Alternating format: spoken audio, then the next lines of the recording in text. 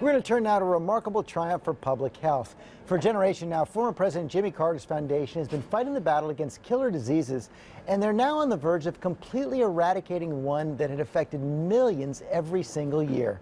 The story is featured in an exhibit President Carter unveiled this week.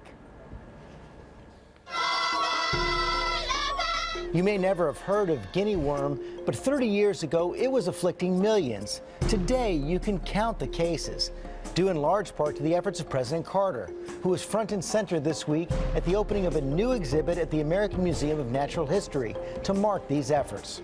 Mr. President, it's great to see you again, and especially on such an exciting occasion. I love the title of this exhibit, Countdown to Zero. We're getting close. We are getting close.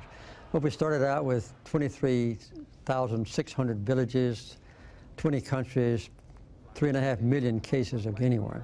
And we've cut it down now. Last year we had 126 cases. Where did you come up with the idea that the goal would be not just reducing disease, eliminating it?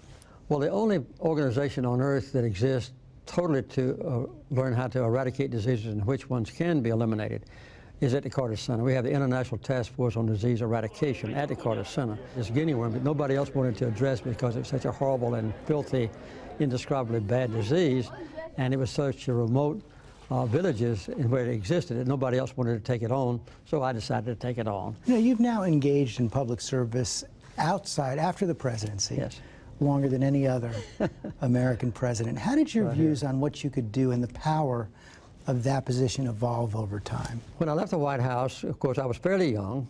For survivors of the White House, I was over 56, and we didn't know what we were going to do the rest of our lives, and we decided to take on projects that no one else wanted to do. Those projects include not just fighting disease, but traveling the world to monitor elections and promote human rights.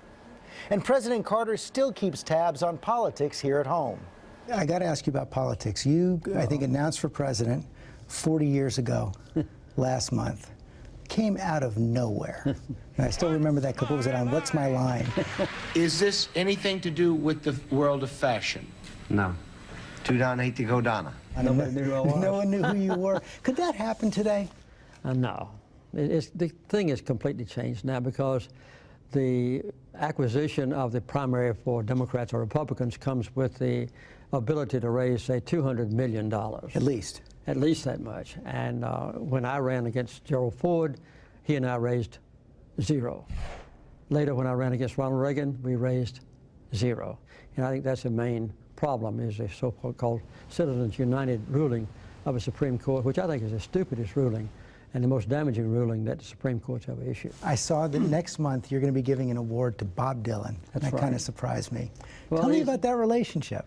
Well, he and I have been friends for a long time. When I was governor, I got to know him quite well. You quoted him in your acceptance speech, 1976. I did. We have an America that, in Bob Dylan's phrase, is busy being born, not busy dying.